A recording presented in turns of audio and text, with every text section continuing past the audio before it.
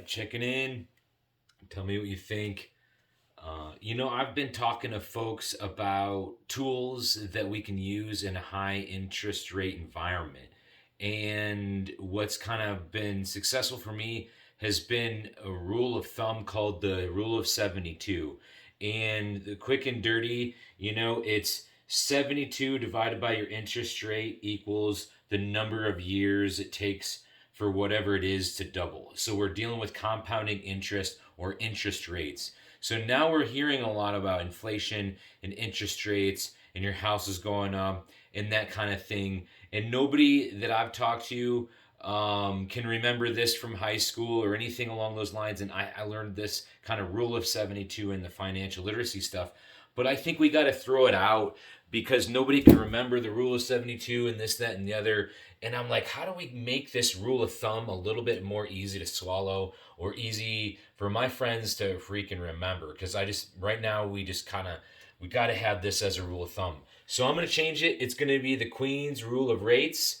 And it's perfect. So the Queen's rule of rates, you're going to hear me say 7 times. But interest rates and the rule of 72, the same kind of thing. We always dumb it down to 7 and 10 and 70. So you have 70 years she was on the throne. So we're going to take 70 as our rule. And so you have 70 on the top divided by your interest rate equals that time to double. So Queen's rule of rates is 70 divided by your rates equals your time to double. It's not sexy. It's kind of hard, but we're going to kind of move on. I'll come back to that. But look at what we have here. So 70 divided by any rate equals your time to double. Rule of thumb, okay? Let's use our example of a home. I did this with some realtors. We're using $400,000 as either your purchase price or the cost of the home. And that's going to be going up at a 10% rate just for this example. Okay, so we go back. 70 divided by 10% equals 7 years' time. It's going to double whatever it is in 7 years' time. Okay, so that's $800,000 now your house is 7 years later. Wow, that's almost 60 grand a year is what kind of I started to realize once I started to use this kind of in a daily thing and things adjust. Like, wow, that number right there is sizable, and that may tie into other things in the world and wealth, right? But let's go back. Maybe you don't have a house or you're just kind of not interested in real estate. Maybe you do not see where an interest rate would work in a credit card. So the credit card is this one. Okay, your credit card is usually higher interest, so you have 20%. And say you have 4,000 in credit card debt. Okay, so 70 divided by 20 is 3.5 years. So your credit card debt's going to double in 3.5 years to $8,000. Now go and see how fast you're paying it off.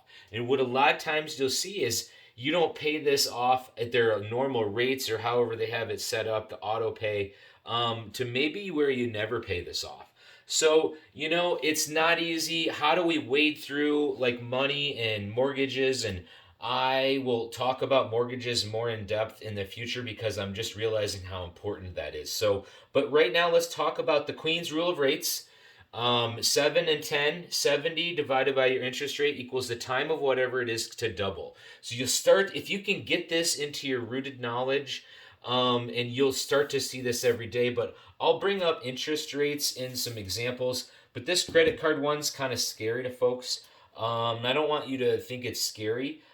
Scary was being queen at 25, and she managed to handle that for 70 years. Have a really good relationship with their husband and all those kind of things. So we can do it. It just takes a little bit of like knowledge and having maybe this rule of thumb. Tell me if I'm wrong. Would help. So you guys have an excellent one.